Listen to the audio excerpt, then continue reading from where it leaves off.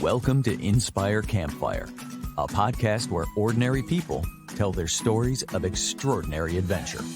These are campfire stories meant to inspire the rest of us to light the fire within, get outside, follow our dreams, and return to tell our own stories. Ready? Let's strike the match.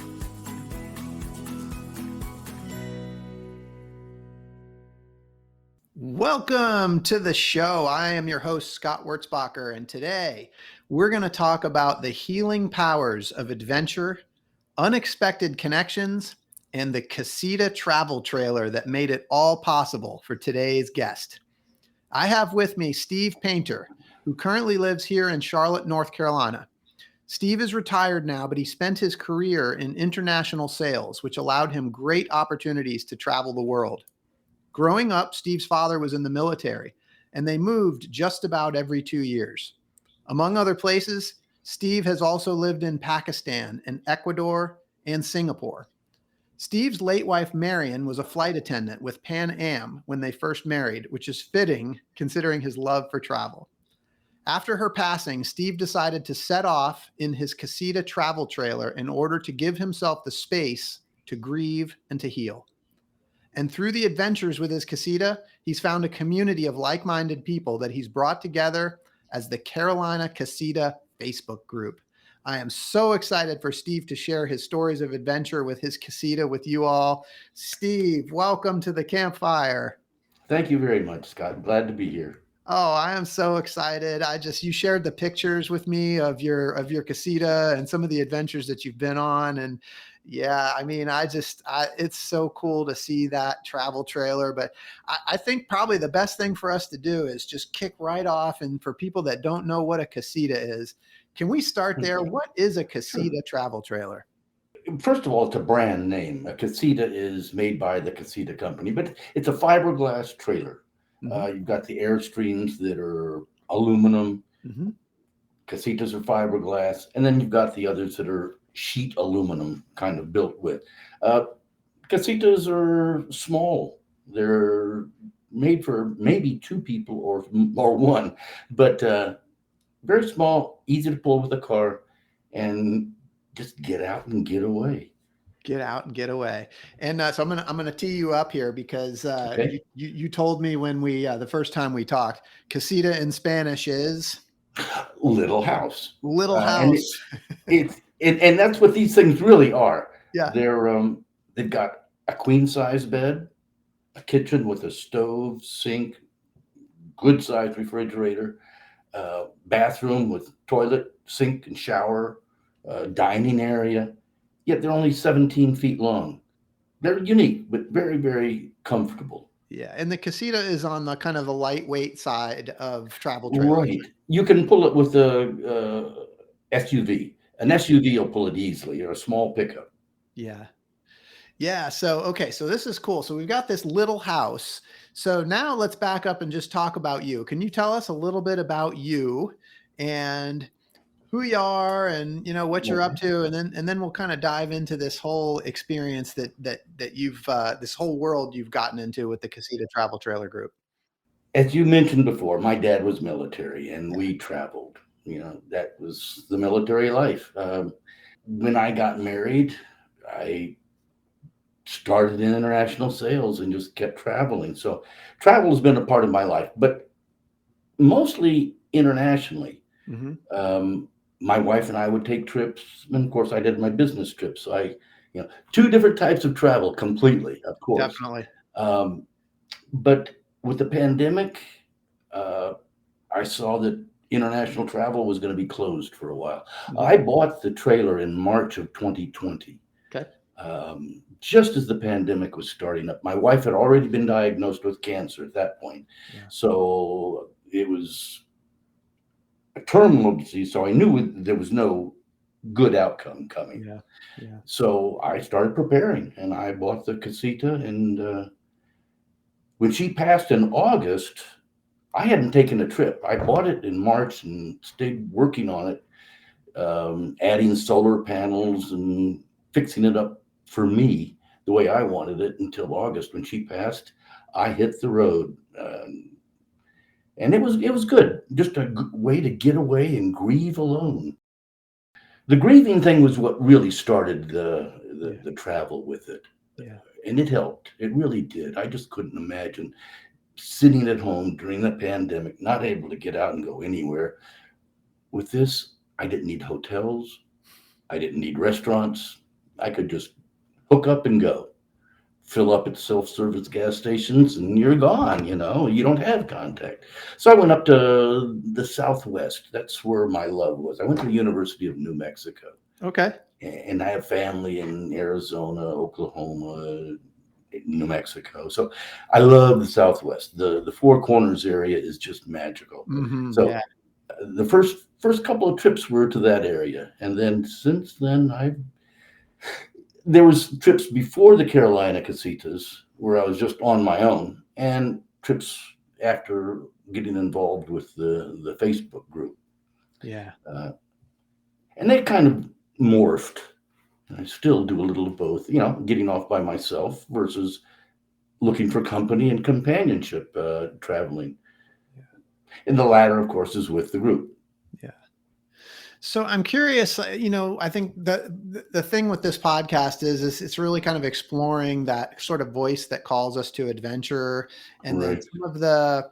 some of the fears and doubts and some of the resistance that we experience in getting into that. So I'm kind of curious, just kind of going back to like March 2020 and sort of the lead up to your purchase of this Casita. I mean, your wife had been diagnosed, I understand. And, there's all kinds of different things that you could have, actions that you could have taken or not taken. And so I'm curious, like, But I did travel, right? why the Casita and why this particular experience? Like, what was that calling? Years ago, when I was single, I don't know whether it was college or high school, they had the Road Trek, these vans that were tricked out for camping. I just fell in love with them. I thought they were so cool. And I've always had this urge to do it. My brother had a VW bus, which we Nice. camped in, Yeah. in the day. Yeah. So I've always really enjoyed camping. We did tent camping as a family. And I don't want to sound, I don't know, but I just don't know fear. So why not? Hook them up. I had never driven a trailer before. That didn't matter. Went out and bought one sight unseen. Not unseen. I went out, never having been in one even. Yeah. Went out, drove to Louisville, Kentucky from Charlotte, bought it, and came back the same day. And didn't look back. It's been great. Well, there's like, you kind of painted the picture that I love. Like, obviously your brother with the VW bus, you talked about these road trucks, and the Casita itself. I mean, it's got a really iconic vintage look to it. And It so does. there is kind of this image of, what that lifestyle sort of looks like. And it does sort of create this, it's almost like this archetype of this just adventure spirit. Well, mine especially, I think, looks really cool because it does have all of these solar panels on it. Mhm. I can go anywhere. I don't plug in. I try to avoid RV parks. Out in West, you just pull off in national forests and BLM land and go anywhere. And that's what I love. Yeah. Last January, I decided it was getting cold and I had nothing planned. So pretty much on spur of the moment, I took out for Baja California, Mexico. And From unfortunately, Charlotte. From Charlotte. From Charlotte, right. Yeah, Unfortunately, okay. I took the wrong tow vehicle. I took a good car that got messed up in the process. Okay. So That sounds like a story. Sure. Yeah, it was a story. But it was a great, it only cost me a couple $1,000 to end it on a good note. Okay. But yeah, just taking out, not having to plan. I don't need reservations to go anywhere. I just go. Yeah. We've got the Casita. You went through the experience of your wife's diagnosis. She passes in August, and you hit the road. Right. So, like, talk to us about that process. Like, was there a plan? Where'd you go? Did you know where you were going? Well, the first the first trip was touching base with family, Mhm. letting them know that I got through this whole ordeal in one piece and I'm okay. After that, it was exploration. I went up to Montana, Wyoming, Washington State, um, just exploring the Dakotas and no itinerary. I made reservations at Grand Tetons and Glacier because those are places I Busy. wanted to go. Yeah. Yeah, and busy. So I got reservations there. The rest of it was totally up in the air. I love it. And you said touching base with family. So did you go visit family in your casita? Yes, That yes. is cool. That is so cool. Like I've always thought about this, this idea of just being so mobile and being able to go see people that like Well, it's what a cool. great because I don't go in. I don't stay overnight in their houses. I stay in their driveway with my casita, Yes. and it's so much easier for them. They don't have to worry about bathrooms being clean or bedrooms, and yeah, I go to bed, wake up in the morning, go in after I've had breakfast, and we visit. But it's not a maintenance thing. It's just a visit, so it's a lot easier. And I gotta believe there's like for you, there's sort of a feeling of like I'm not imposing on them and I have my own freedom. Absolutely, absolutely. Yeah, yeah, yeah. It's not staying at their house, it's visiting them. Yeah, right. So August, you visited family and you said you I heard sort of the northern part of the US and kind of heading into the Northwest, yeah, head off to the north, headed off to the northwest to start with. yeah. Um, And this was your first big trip with this casita. right, Yeah. right. That was 8,500 miles on that trip. 8,500 miles. Okay. And Uh, how long were you gone for that particular trip? Maybe a month or so. Okay. Yeah, about that. About that. All right. And then back to Charlotte. And then it was only a couple of months later before you jumped back in and went to Baja. That's right. That's right. I'd already gotten involved with Carolina Casitas at that point. Okay. We hadn't gone on any groups on any get-togethers as a group at that time, but I had gotten involved in starting that group. So that was about the beginning of the Carolina Casitas when I went to Baja. Hey everyone, it's Scott here. This podcast is a passion project for me because I absolutely love adventure. And it's thanks to the effort of my residential real estate team here in Charlotte, North Carolina, that many of you know as the W Realty Group, that this podcast gets funded. This awesome group of people have unmatched levels of competence and caring for our clients. If you know of anyone looking to buy or sell a home, our team serves the Charlotte, North Carolina market, but we can also help you find an agent anywhere throughout the US or Canada through our highly connected network. When you support our real estate business, you are also supporting this podcast. Thanks for listening, and thanks for your referrals. But let's talk about sort of this healing that you experienced while you were on the road. Can you just talk about and share a little bit about that healing that you experience when you're on the road like that? I didn't want to be around people. Mm-hmm. And what better way, to get off and go to Montana in a casita in the back country. So, I really saw no one other than filling station attendants. Yeah. A long time to just sit and think. Yeah. Yeah, grieving's a tough one. It's different ways for different folks, I'm sure. But for me, just being able to get away and kind of reshuffle things and see where I am now, where I'm going, what I'm going to do. Because it's a total start over. Yes. Total. Sold house, moved into Charlotte. I used to live up in Cornelius. Okay. And I just total reshuffling of the deck and thinking things through. Yeah. So the solitude, I'm curious about that. I mean, that time to just really reflect and have that time to yourself. Like, how did you make use of that time and what kind of healing like occurred in that space? That's hard to say, Scott. Yeah. I don't know how to answer that. I really don't.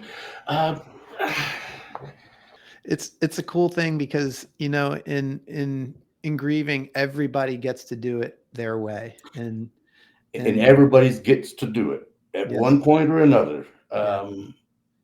And it's so hard, and yet you think back, everyone goes through it. Yeah. And it's one before I had it, I just had no comprehension of what people went through to really appreciate. I'm much more empathetic now than I ever have been before. Believe me, um, it's a tough road. It's a real tough road, unpaved. Yeah. I love that you said you're much more empathetic now than you were before. I also heard you say a little bit earlier that you said you don't know fear. Yeah, real high threshold. Um, yeah, I'm not a real planner. Mhm. If something goes wrong, it goes wrong, and that's what adventure is.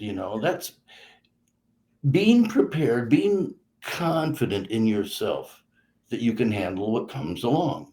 Yeah, And the more confident you are, the more, I guess, fearless you become. absolutely. And you can only get that through experience, right? You get it through doing it, Yeah. and I guess it all started for me in Pakistan. Mm. 10 years old in a country that was so totally different than anything ever even imagined as a Hmm. 10-year-old, and seeing the poverty, seeing the differences, and getting out and exploring. My parents just gave us latitude, and my brother and I, he was 2 years older, we just took out and just terrorized the area. Yeah. It just kind of got the built up calluses that have carried through my life. Yeah. Well, it's so interesting. I mean, travel, absolutely. Like, especially when you're experiencing different countries, different cultures, it just opens you Yeah. up. It just gives you this much broader awareness of the world around us. And what I'm hearing is, I mean, travel is like what you know. That's my career. That has been my career. Yeah. Traveling. Incidentally, I could sell things while I was on the road, but Yeah. yeah, it was the travel that made it interesting. I mean, so I'm curious, like, what I'm kind of hearing is, in a very uncomfortable time where you're grieving and you're healing, like travel actually gives you some comfort, right? Because travel, like you actually, for most people, it's very uncertain and it's Yeah, very right. uncomfortable, but for you, it's comfortable. That's exactly right. Even though I hadn't had a lot of experience with trailers, I've driven road trips, and How that's cool. what I've done. Yeah, So yeah. I'm curious, like in that first month away, did anything change for you? Did you come back a different person than the person that you were when you left? No, not really. I really hadn't finished grieving. That wouldn't happen for another year and a half Yeah. at best. No, I don't think so. It got me away and got me over that initial Hmm. shock Yep. of being alone. Yeah. Um, and I think by traveling alone, it kind of got me motivated to get involved with that Carolina Casita by, you know, opening it up to others, what I am doing, and inviting others to come do what I'm doing with me. Yeah, traveling alone is interesting, but it's not where it's at. Yep. It, I always said when I was traveling for business, I might as well have been a dream because I had nobody to share it with. Yeah. You know? Well, and that's it. And this is where the unexpected connections come in. Like this is so cool. And I think there's a time and a place for both. Like, the time to be alone and to have that reflection, but you know, the It's connection. not a lifelong vocation, traveling alone. No, but there's adventure in it, and I'll do it again, and I will do it again. I'm going down to the Everglades in December for 10 days, and you know, maybe someone will join me, maybe they won't, but I I'm love going it. anyway. I love it. Well, you got a group of people that'll love to do it. So, so yeah, so I'm just curious, like, on that month long initial trip, over the summer, did you have like a time frame? Did you have a set time when you were planning to come home? And if not, like, what was the motivation? Like, was there a moment when you were like, okay, it's time to go back to Charlotte? Yeah, I had some initial things that I wanted to see and do. Mhm. Um, Not an itinerary per se, but a checklist. Okay. I did those and a lot of other stuff, and I was starting to get tired of being on the road. Okay.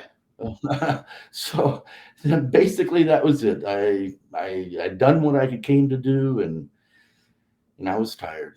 Yeah. Headed back. And I same mean, thing with Baja. When I went down to Baja, I was expected to stay much longer than I did. And, it cut short, but hey, that's life. I'll go back and finish it some other time.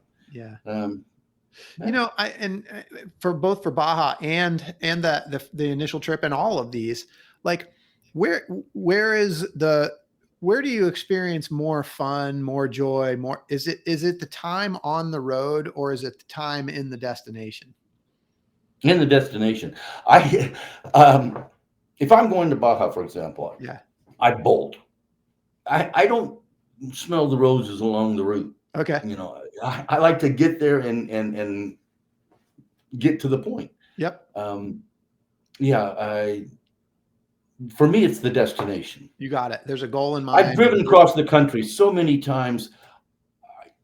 I really don't want to stop again. Got it. I'll go right on. And what I do with the casita, I'll travel, go to a rest area, pull in for the night, have dinner, go to sleep, wake up in the morning, have coffee and breakfast, and you're right on the road again. Man on a mission. I love it. On a mission. Yeah. Don't get off the road and find a park. Yeah. Keep going.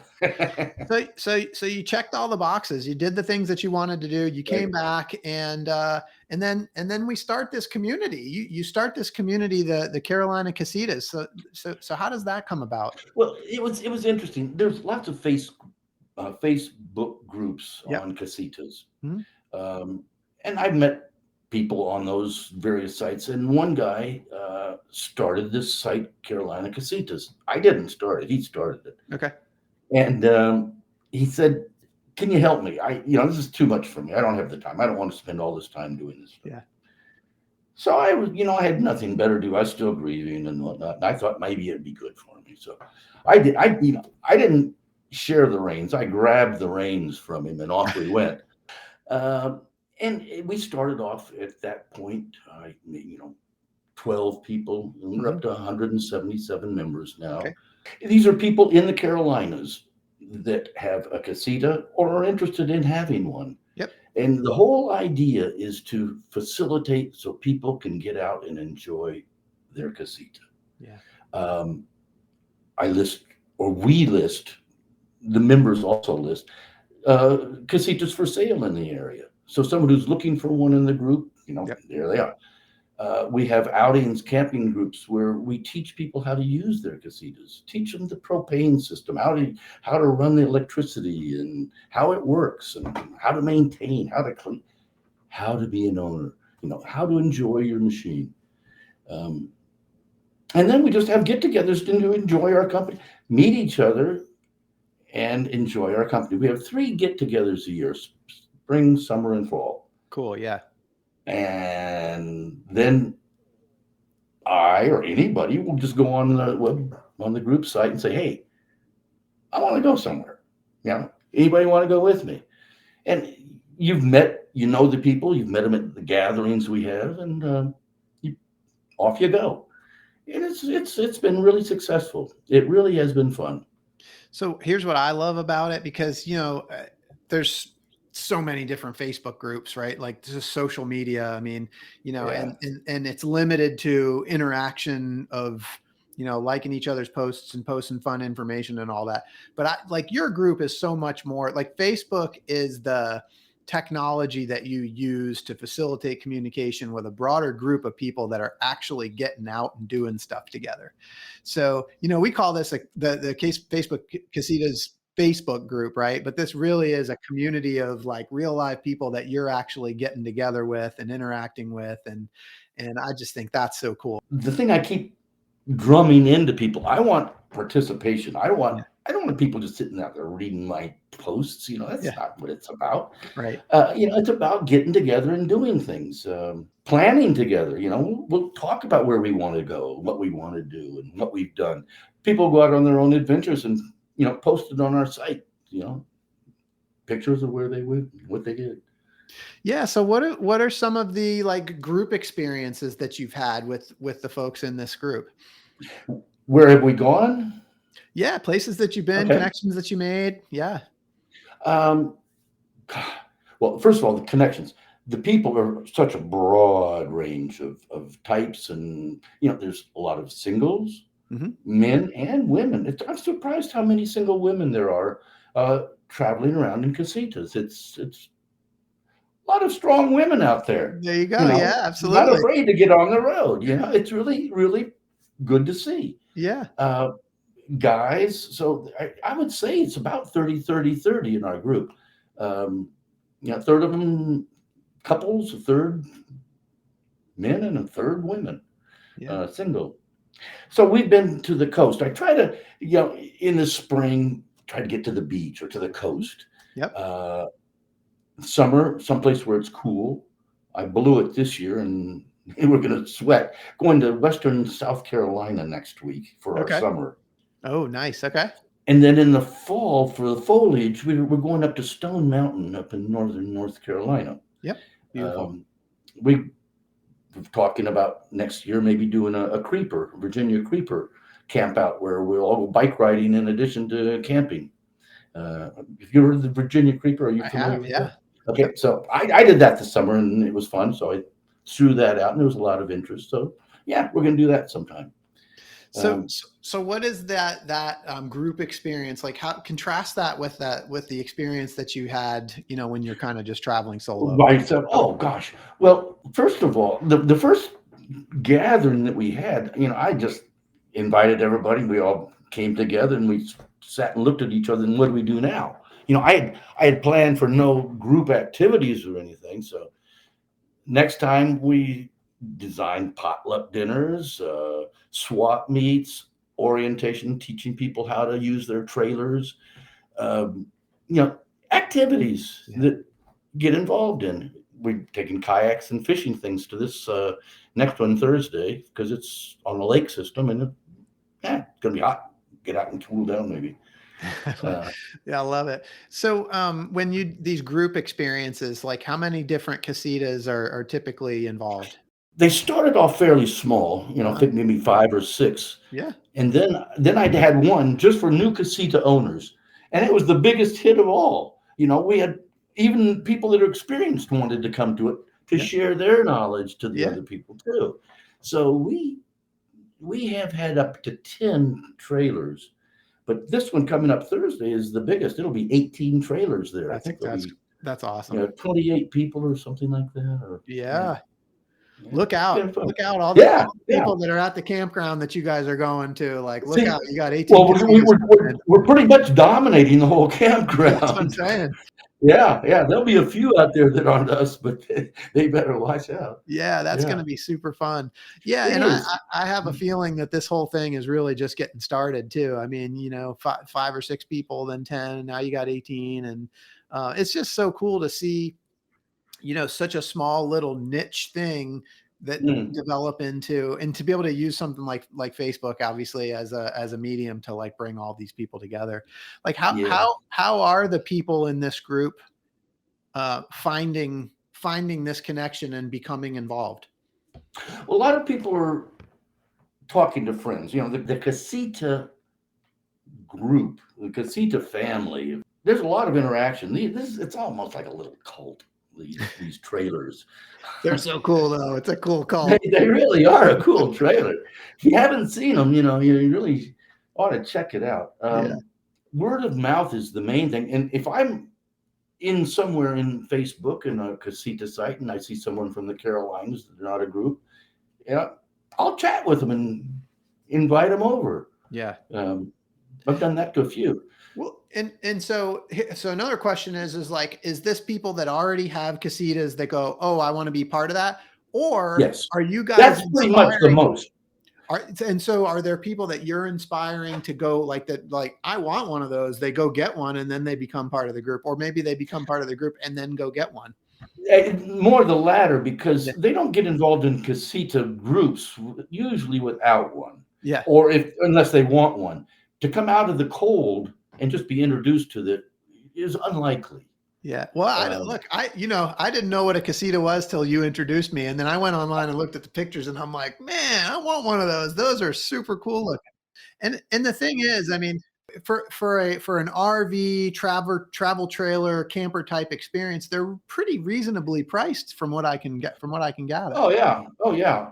They're not cheap compared to the standard type of mobile Yep. camper. Yep. They're more expensive than that, but they have a life of 40 years. Yeah. They don't fall apart. Yeah. You know, it's solid fiberglass, so it's got Yeah. body to it. So most of the people are interested in casitas or have them, and I would say that 90% already have them. But there are a few that are in our group that have become acquainted with casitas and are looking. There's a woman whose husband just now died. She's been a member waiting for him to pass. He's passed, and now she's ready to buy her casita and move on. Do you find that's a pretty common story? Yes. Yeah. Yeah. Yeah. I've met a lot of people who were widowing, going through the grieving process. It's not unusual at all, I've found. I've been doing this podcast now, for almost 10 months or Right. so. And I definitely have found that so many adventure stories are triggered by some sort of transition, some sort of life Yeah. transition. Yeah. Yeah. And it Yeah. does. I mean, people do find that healing in adventure. And just something to do. You know, you're retired. You've got a life change. Where are you going to go? What are you going to do? Well, this is something that's easy to get into, and there's all these people around to work with you and talk you out of, not out of it, just bringing you along. It's a fun sport, and that's what it is. It's a sport. Yeah, it is. So, Steve, I'm just kind of looking at this whole thing, like from the time that you first got this idea to buy a casita to bringing us forward to today, this sort of whole experience that's sort of come full circle. Like, what sort of changes have you seen in yourself over this whole experience? I've changed from a homebody. When I say homebody, I'm taking care of the house. You know, I traveled too, but I repaired houses. I mowed the lawn, and now I live in a townhouse where I walk out the door and lock it. Don't have anything to hold me back, and I hit the road whenever I want. Man, in the 2 years, I put 40,000 miles on that trailer. Wow. There's a Yeah. freedom in that. Oh, it is just being able to do whatever you want. Yeah. You know, I've always had a wife balancing out my crazy impulses with logic. Now I don't have that, so I can just zip out anytime I want. Yeah. Yeah. No fear. No fear. I love No it. fear. That's the problem, for better or worse.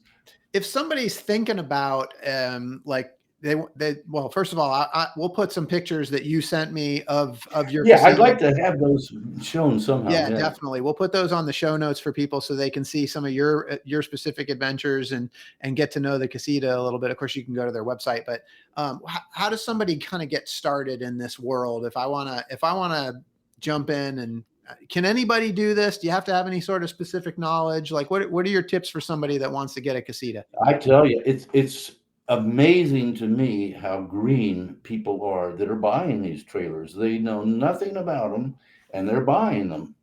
And that's why we've started having these orientation classes. My suggestion is to tie up with a group of people that have one, or at least somebody to show you the ins and outs of how it works, how you connect it to your truck or your trailer. It's not hard by any means. It's just, there's a lot to know. Yeah. And best just to get involved with a group that does it.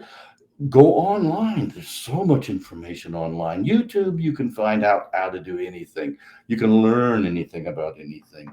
There's thousands of videos on casitas, and how to fix them, how to maintain them, how to drive them, how to back them, how to modify them. Well, and it's great. I mean, Carolina Casita's Facebook page is a great place, right? So if you, maybe just go, if you're thinking about doing it, you just go do it and know that there are groups out there that just come on out and talk to us. Yeah. Yeah. Yeah. I'd be interested in you just kind of sharing some of that, because sometimes people are like, well, I'm not part of that group. I don't want to interview. I'm just curious, like Oh God, we're totally open. The welcoming nature of your group. I mean, our group, the only requirement that really I want is that they got to be regional. I don't want people from Texas joining our group. They're not going to participate. What's the point? Participation is what we're all about. Right. Either posting what you're going to do or where you've been, or going out on gatherings with us, get-togethers. So just come apply. We'll accept you and teach you how to use it. It's great. We'll find one for you. We'll teach you how to use it, and we'll take you along with us as we go camping. That's the way to get started. There you go. You're just like leading the horse to water right there. Well, that's what this whole group is about. Yeah. Helping people get involved with their casitas. I love it. And if you are in Texas or California or somewhere else, there's probably a similar type of group where you are, right? Well, there are some, but it's interesting. I've talked to people that are out there and they're asking these questions. I said, well, don't you have a regional group? Find someone around that can teach you. And they're complaining they can't find that. It's not everywhere that has these groups. We were just lucky, I guess, to set this one up. I'm feeling expansion opportunities for you. Yeah, that's right. Franchise this baby. There you go. This is cool. Well, listen, I mean, just in terms of adventure in general, again, you said you don't know fear. I think a lot of people do, right? And when it comes to adventure, I think we all feel this call to adventure. We all feel this sort of desire to be able to do something like what you've done and to be able to just get in a trailer and take off for a month. But what advice do you have for people listening that have felt that call to adventure, but have maybe experienced resistance keeping them from like taking action and getting after it? Today's the best day to do it. Today is the best day to do it. Today's the best day to do it. You can plan and plan and plan until the cows come. I have a friend who's just an impulsive planner and never goes anywhere because it's just too much to do. Yeah. I'm not a planner. There's got to be a nice medium in between, but I'll just jump in and go. I love it. No, that's great. But don't underestimate yourself. That's the thing. With a little bit of basic understanding, it opens a world of opportunities. And there's help out there. There's help out there. That's what you guys have provided. Exactly. That's what I look at it as, an enabler. The Carolina Casita is an enabler, a facilitator to those with trailers that want to use them. Yeah, that's fantastic. And this group is really just getting started. I see big things for this group, and I'm super exciid for you guys. Well, what are you doing this Thursday? You want to come on down to South Carolina and join us? I gotta go get me a casita first. But I mean, I'm intrigued. I love it. I think it looks so cool. And well, next time I keep mine up in the mountains because I'm in downtown Charlotte, and there's just no place to keep it. Oh yeah, nice. Okay. My daughter has a farm up in Sparta area. Okay. So next time I bring it down to the Charlotte area, I'll invite you to come see it. Oh, perfect. Now you're talking my language. I love it. Well, too, this story, all of your world travels and your trips in the casita and now creating this community. I mean, this is just an epic life. And I know that at some point Hollywood is going to want to make a movie about you. Oh, of course. And I want to know, Steve, when they do, who's going to be the actor that's going to play you in your movie? The only guy I can think of would be Anthony Bourdain. Oh, nice. Okay. I love it. Anthony Bourdain is going to play Steve Paynter. I love it. And what's your movie going to be called? Tinkerer and Traveler. Tinker Nice. and travel. I see when I'm not traveling, I'm modifying it. I'm playing with it. I'm adding this, changing that, enhancing this. Always working on it. Just tinkering.